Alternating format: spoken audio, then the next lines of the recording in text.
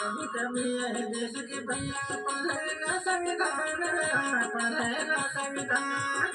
कभी कभी यह देश के भैया पढ़ेगा संविधान, पढ़ेगा संविधान।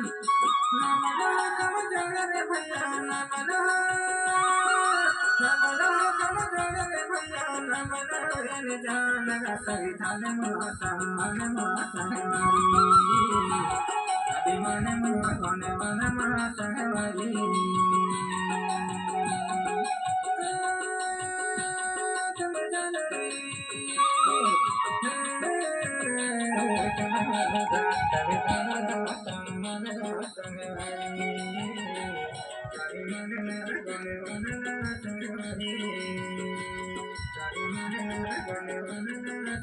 Hare